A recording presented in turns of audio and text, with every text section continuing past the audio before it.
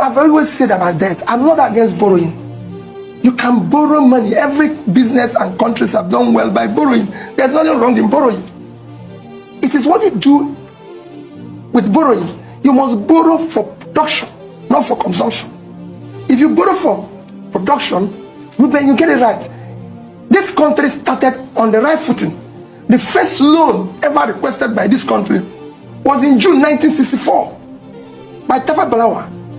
Ruben, you're a student of history. Go and read what he wrote to the World Bank, requesting to borrow $82 million to build Kainji Dam, to produce 760 megawatts. In 1964. Imagine if we are going to do it on that trajectory to today. Ruben, imagine where we will be. Even if you read the World Bank reply to him, they said that you are ambitious and right thinking this will simulate the economy of your country. That's the way our father started. Today, Kainji Dam 58 years, 60 years after, is still standing. Ruben, we can't find the money we borrowed yesterday anywhere. Not even in Colas building. Nobody knows where it is. It's a very simple thing. Today, as at December 2001, our total debt stock is 39.5 trillion, excluding the ways and means from the central bank. If you include it, which is now about 18 trillion, it's about 57 trillion. Conversion at $136 billion, which is about 35% of your GDP. And your GDP has not grown. That is a crisis you have. Between 2015 and now, we've thrown about 100 billion into our debt portfolio, and our GDP declined. That is the crisis you faced as a country. So what happened to this money? Look at that. We said what you call power grid. This one has created this one.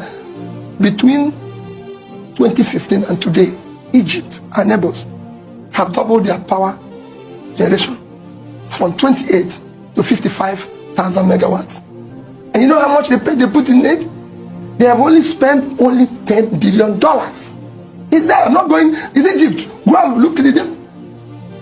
Today, go and see the one that Egypt have moved from low, like the other in HID in 2000, than high. This is 2015 to 2021. Egypt have doubled their power generation. Vietnam have moved from 38,000 to 78 from 2015 to 2021. Even after I give you more countries. And what are they doing? Vietnam, for just doubling that, Vietnam exports goods annually of $280-something billion. We don't even make 10% of that from oil. So when he asks, how are we going to get the companies? It's easy. Let's do the right thing. There's nothing wrong. What did we borrow the money to do? What is more important than power generation in this country? What is more important than equipping and supporting our police and military to make sure we provide security? So what do we borrow the money to do? So people can say, okay, the money we borrow, that's what we used to buy all these fighting equipment, this and that. So I want to know. They just say it's infrastructure. Is this infrastructure nowhere? I went to Abeokuta yesterday. I couldn't even go from just in Lagos. But this road is since that is many. I have a daughter now who is 30 years old. And I was driving on this road before you visited the historic city of Abeokuta. So you could see it was the roads are still being worked on.